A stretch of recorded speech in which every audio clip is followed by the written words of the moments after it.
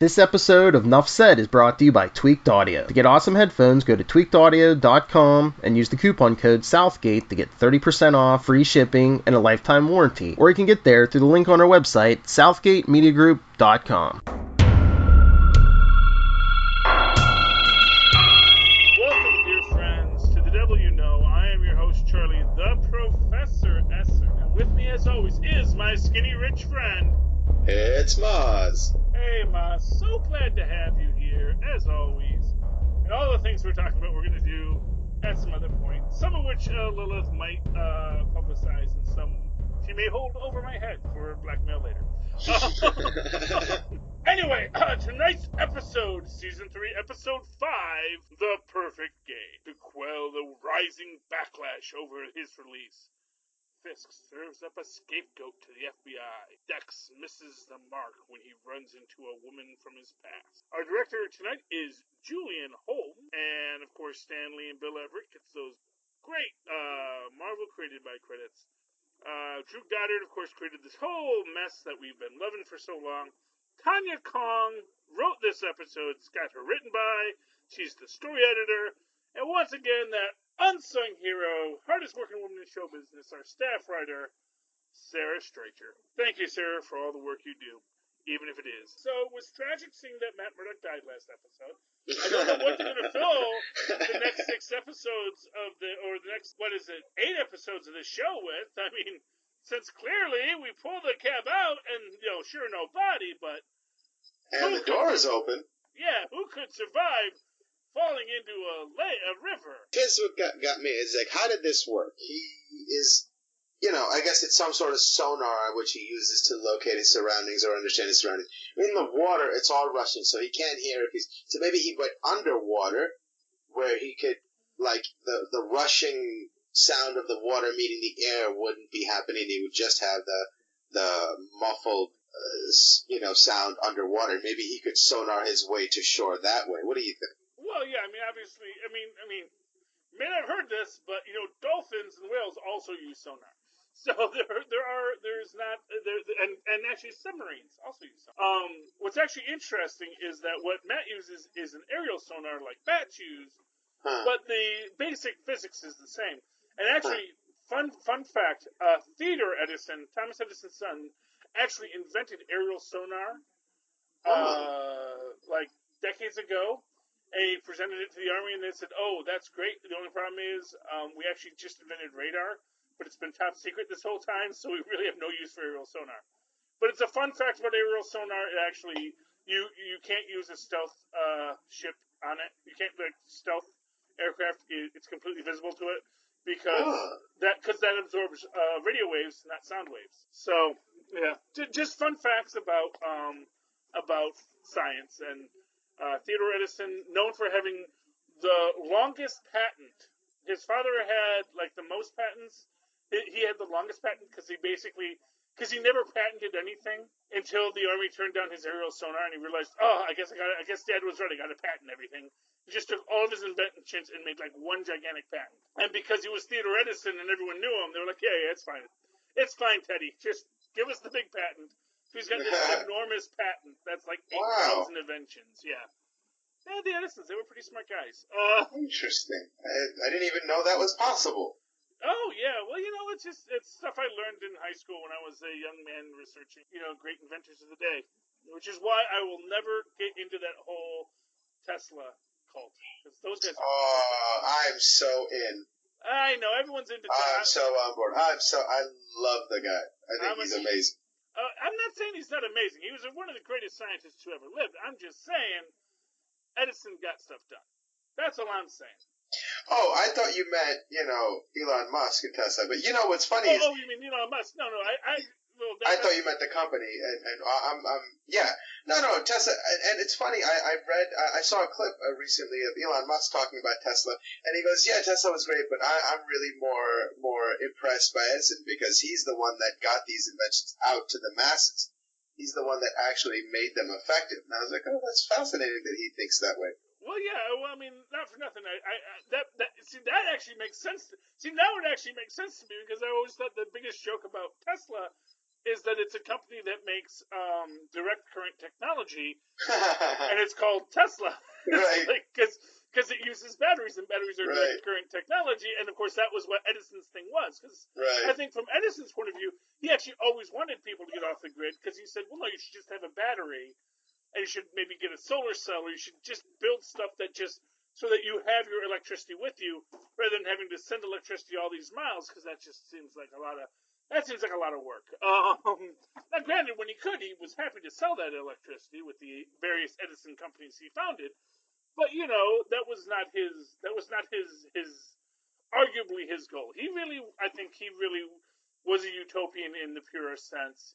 While he was trying to make money, like the Silicon Valley. Can we be a utopian and make money? It's like, yes, but people will hate you for it later. Because I think every Silicon Valley guy is a utopian at his heart, but I also think that because they need to make money, they also become quite corrupted by it, as you do. Right. It's just the life cycle of that dynamic, isn't it? Yes, it is, and none of this has to do with this show we're watching. Let's talk about this show. So Matt Murdock sadly died, but we do see that the cops burst in and they find like bloody clothes and all this kind of stuff. So we do get the impression, like really, obviously, we all know Matt survived. So it's not like it was. But we don't see Matt for most of this episode. Most of this episode, it is just the cops busting into his apartment and Matt's not there. And then it's everybody else's life in the aftermath of what just happened. And not the least of which is, Wilson Fisk not wanting to believe that Matt's blind. Right. And I like this in the fact that we do have this look into, the efforts to get information on people. Where basically, our lawyer comes in and he basically says, look, we broke it down. Trust me, it's not like we never bothered to look into Matt Murdock. That was our day one job with you, Right. And this is everything we have. There's medical records, school records. This guy's been blind since he was 9 years old. Does that look like a blind man? It's like, I don't know. And not for nothing. It's one of these items where it's like, there is a guy with bulletproof skin up in Harlem who I've met several times. Right. There's a guy he hangs out with sometimes who, like, punches through steel walls with an iron fist. And, and all these other things that we both have personally encountered recently. So it's not like, oh, he's a blind guy who somehow fights really well. That's kind of bearing the lead, especially when you think about just, the history of the blind master in Kung Fu anyway. Because if you think about that trope of the blind Kung Fu master, which predates, I don't know if it predates Daredevil, but I think it does. I do think the blind Kung Fu master does predate. Oh yeah, because there's Satoichi. He's the blind samurai swordsman from old Japanese movies from like the 50s. Okay, so there we go. So there is this idea. It exists within popular culture. So it shouldn't be that shocking to say, yep, this is one of them blind masters things, But Ichi wasn't he wasn't super powered, and he played blind like he really was. But when it came to fighting, his senses were so attuned, Oh yeah, and not for nothing. There's even an old Germanic myth, and this is just a little more. Well, yeah, this is this classic. This is from an old book of. They're actually kind of German folk tales, and it's and I forget the actual. But basically, this duke gets conquered. He gets his eyes plucked out by the villainous.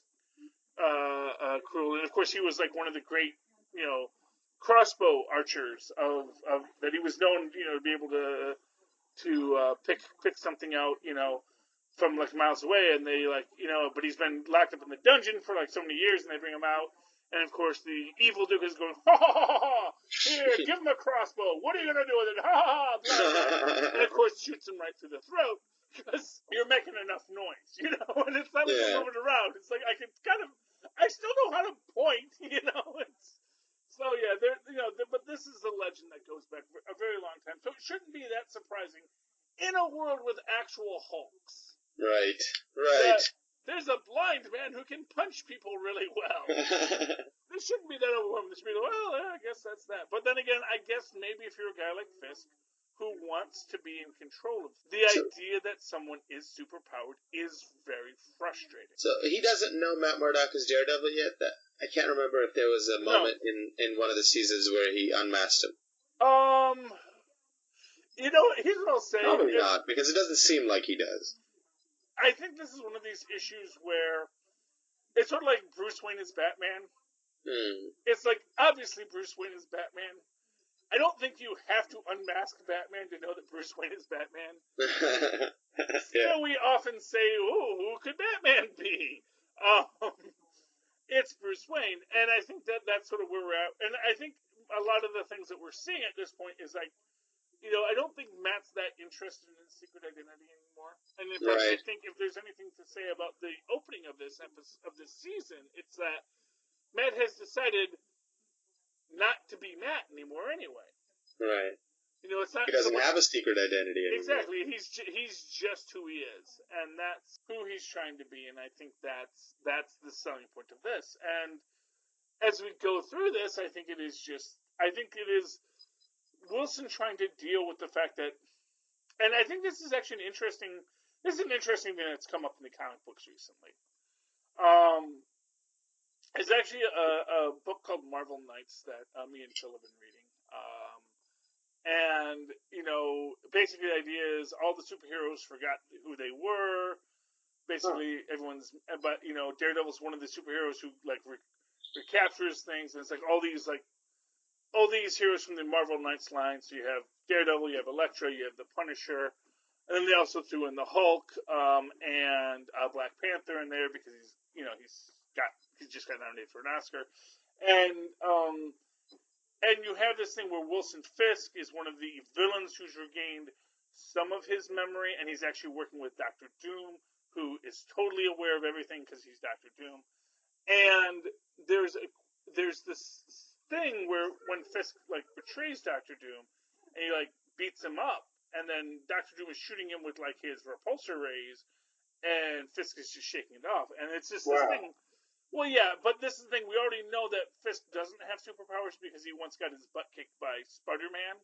When Spider-Man decided, because it was when Aunt May was dying and Spider-Man wasn't holding back, and basically broke into prison just to beat up Wilson Fisk, to let him know, listen, if anything happens to my aunt, just understand, you're only alive because I have decided not to kill you.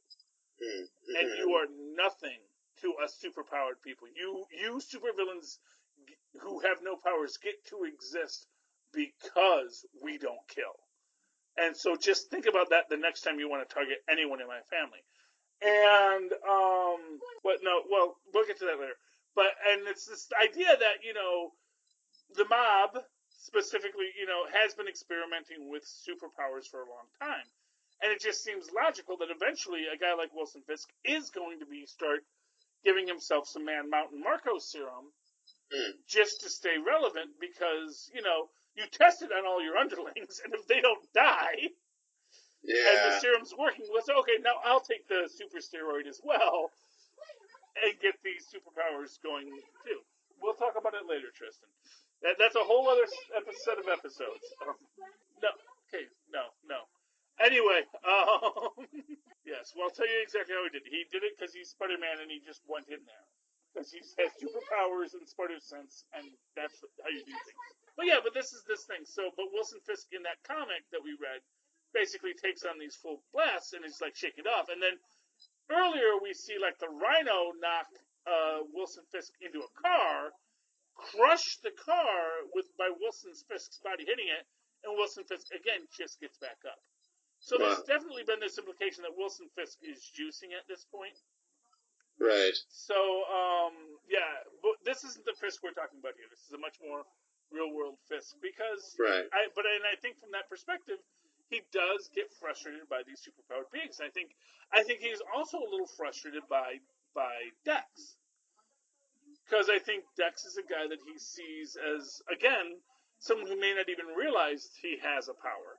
You know, we get this great scene of essentially we find out that Dex is, you know, that basically his lawyers have gotten all the therapy tapes and transcripts since Dex has been a kid. This was interesting because when he first gets the tape, I thought they were the tapes of, you know, like a current therapy session.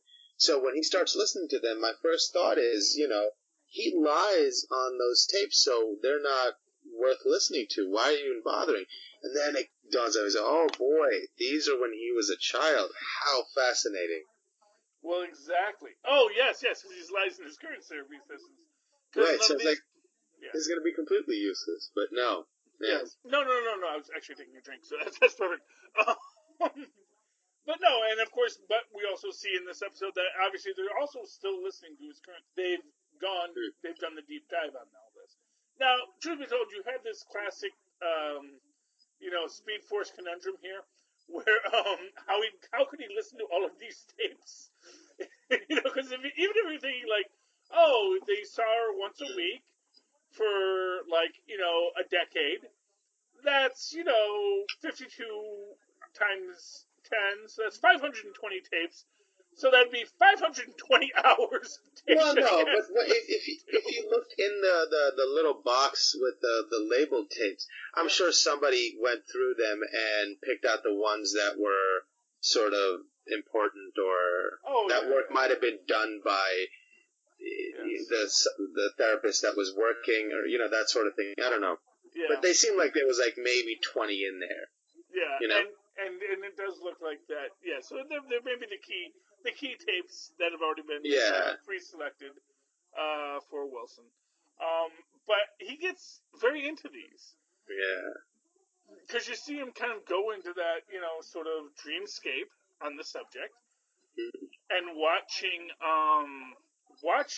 little Dex connect with his coach, and then essentially have Dex murder him for taking him out of the game. And here's what I love about this is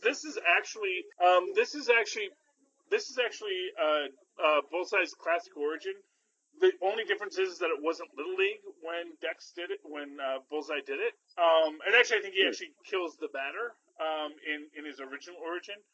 But it's a great take on it, and to put it in Little League just really changes the dynamic of it. Makes it far more disturbing. Well, yeah, but again, it's this idea that this is like the one crime he actually has guilt over.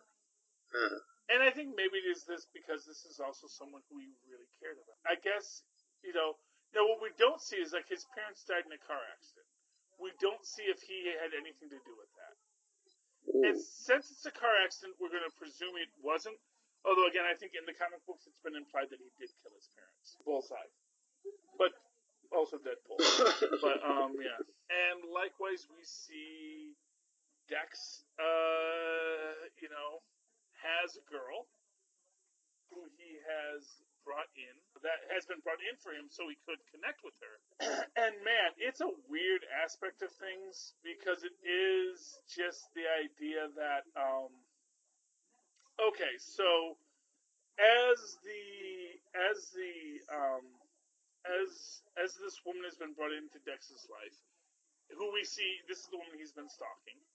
Although I love his line, where he says, gee, between where I'm working now and this new job, it almost seems like you're stalking me. Right. No, it's because, like, obviously, Fisk put that together. Exactly. And it's one of these things where, when you think about it, it's like, in like 20 minutes, it seems like, Right. It's like, and she just said yesterday I was offered a job for more money than I could turn down. And it's like, oh, that should have been a clue to him right away. How was he so dumb? But, like, it caught him off guard because he wasn't expecting to see her. And this is someone that he usually expects to be, sneaking around and having the upper hand. And all of a sudden she surprises him. He got caught off guard. I don't think so. I think this is the hotel where he's being kept. So he's just downstairs from work.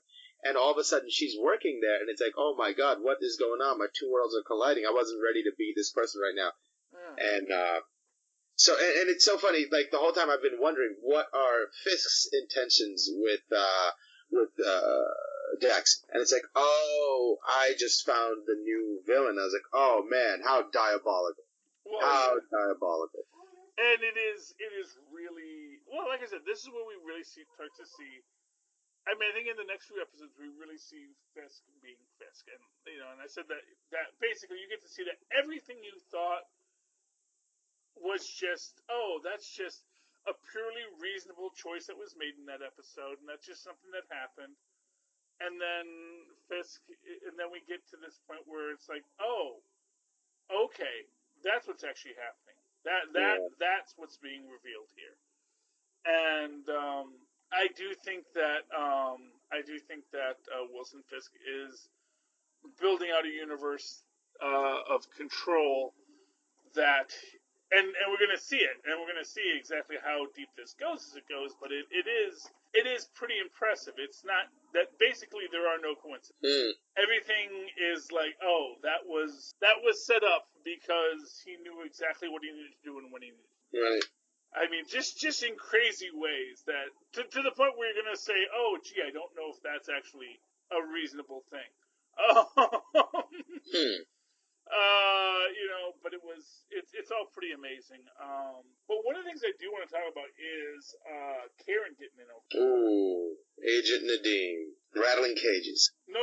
Well, I was talking about when she meets up with the gentleman from, and I forgot his name now. The Fixer for Fisk. Oh, yeah. Where basically she Mannix. I'm sorry, what was his name? Mannix. Mannix, yes. Oh, Mannix. Like the old detective. A great show if you ever are up at like 3 a.m. on and can get in channel 33 in the New Jersey area. But that's MeTV to you who don't know. He's just sitting there and she's like doing her whole power of the press thing at him, and he's like, okay, sweetheart. Basically, first off, you think I didn't know who you were the minute you walked in here, and you're gonna try and say, oh, you're gonna protect me, sweetheart. I'm so far more aware of what's going on than you can even imagine. And then, of course, what you're referring to, of course, Nadim bringing up Wesley.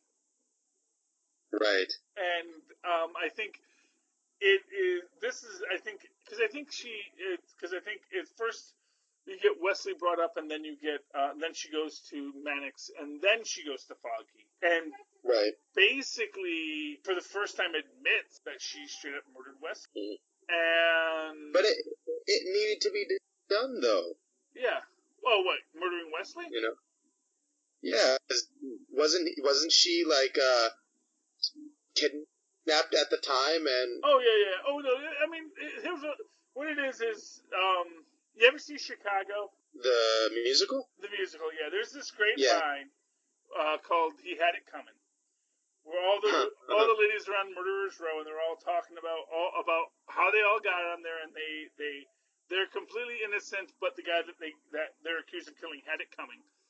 And this one woman says, she was accused of adultery by her husband, and then all of a sudden they got into a fight, and then he fell on her knife. He fell on her knife 9 times. And that's the thing. It's like, it's like, yeah, he fell on. She shot him in self-defense. 9 times.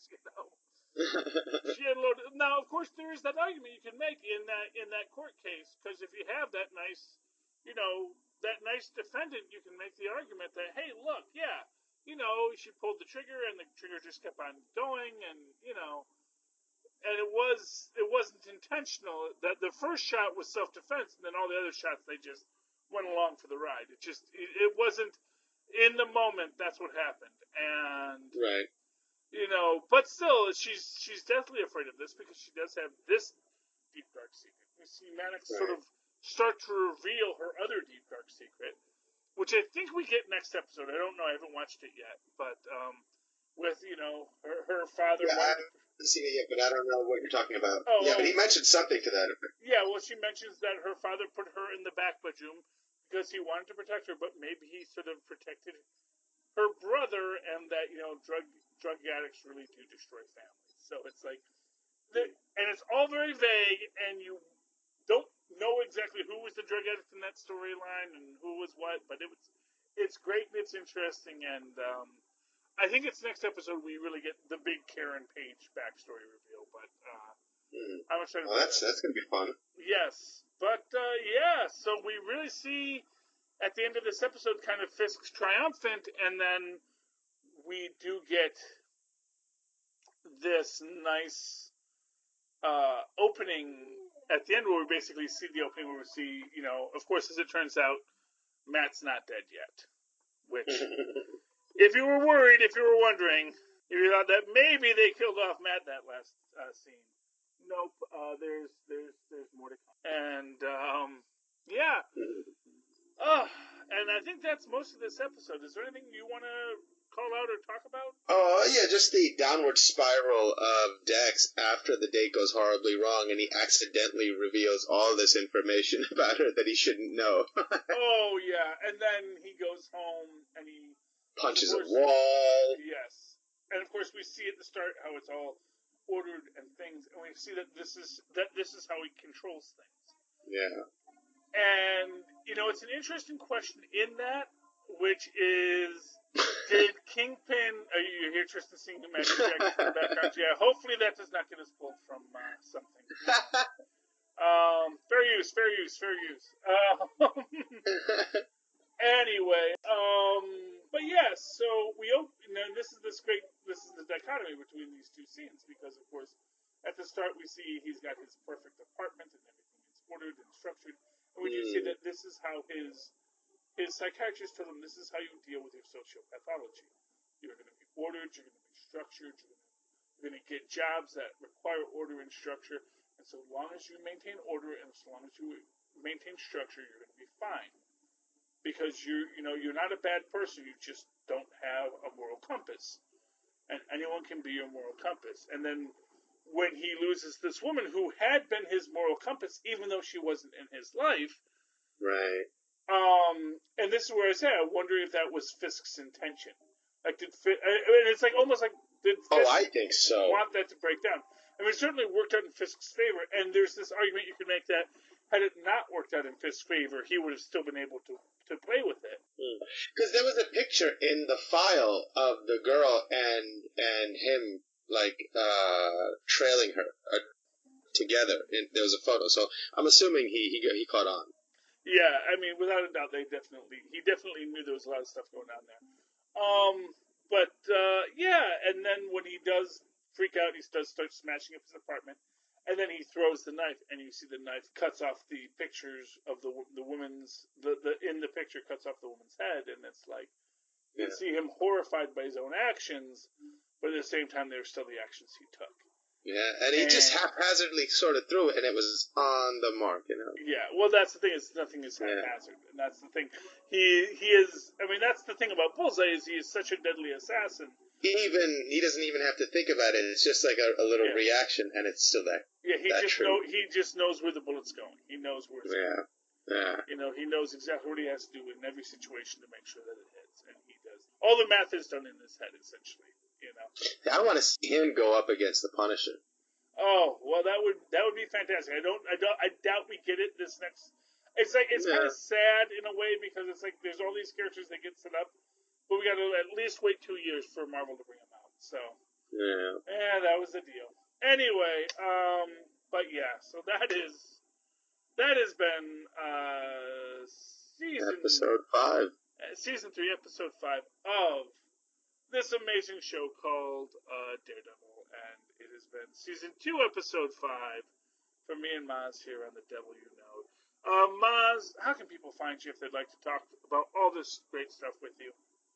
Or they can email me at mozzmanzor@gmail.com, or find me on Facebook under Mozzmanzor. That's MOZZMANZOOR. And, of course, you can always write to me in that old-fashioned email way the way Mozz and Possible and say that's superconnectivityblog@gmail.com. That's superconnectivityblog, all one word, @gmail.com. And keep on listening to me and Mozz as we explore Agents of S.H.I.E.L.D. and Punisher coming up soon, and maybe a new comedy podcast that me and Mozz just started talking about. We're going to talk about it. We're going to do a little pre-hype here, and we'll see if we actually ever get around to making it. Because, time in the trolley are always hard to get around to things. But yeah, that's the idea, and we're going to look into that as soon as we can. And in the meantime, you can follow me on the Twitters at CharlieESSER.